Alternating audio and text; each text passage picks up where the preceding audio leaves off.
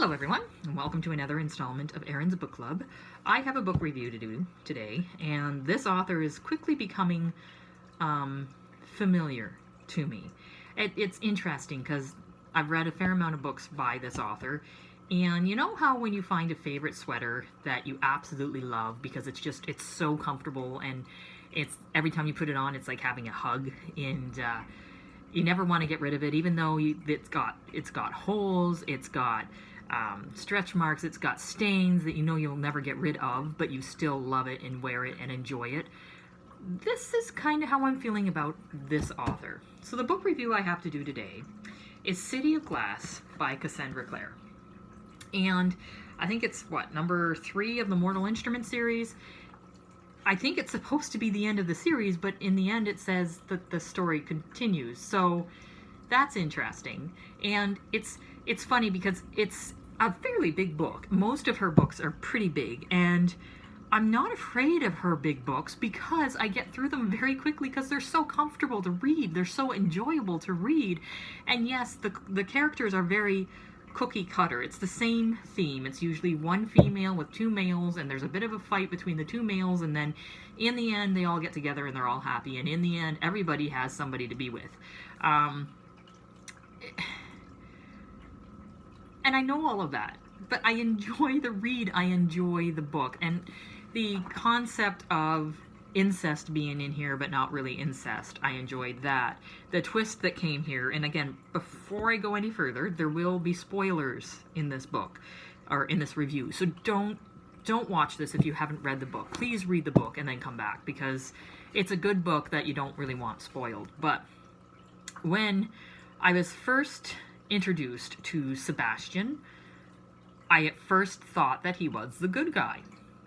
The moment that Cassandra wrote him as she did when he didn't get what he want, I knew right then and there. I think the line that was said was, his eyes went black.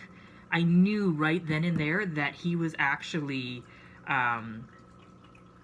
Valentine's son. I knew that was Valentine's son, and I knew Jace was not Valentine's son. And I had an inkling that Jace wasn't Valentine's son from the last book, but that confirmed it. So it wasn't a big surprise when that was revealed, because I knew. I was surprised to see Cassandra actually kill a character off, and the character stayed dead. I should have seen it coming because there wasn't as much description about Max. He was kind of like a side character. I should have known he would be the one that she would kill off. But that being said, it was still enjoyable to read about, not the fact that he died, but the stakes kind of came up.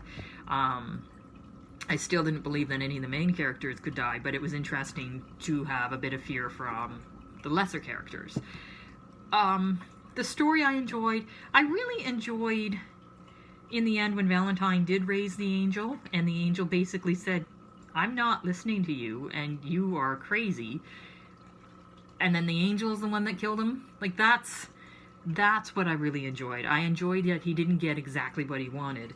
What I am confused about is, again, the end of this, everything was pretty wrapped up. The only thing that wasn't wrapped up was Sebastian's body wasn't found. So I'm wondering if she's going to bring him back. Because he's part demon, maybe he can't die. Maybe he is immortal. I don't know. But to me, it seemed like the series is over and everybody's happy. I don't know where she's going to go from there. But when I have money, I am going to order the new one and go from there. But Cassandra Clare is very quickly becoming one of my favorite authors. And I don't have a lot of them. So she's very quickly becoming an auto-buy, too. Like, if I see her out on the shelf, I'm going to buy it, kind of thing. So, all in all, really enjoyed the book and excited to get to the next one. So, thank you for listening to me, and I will let you know when I have another book read.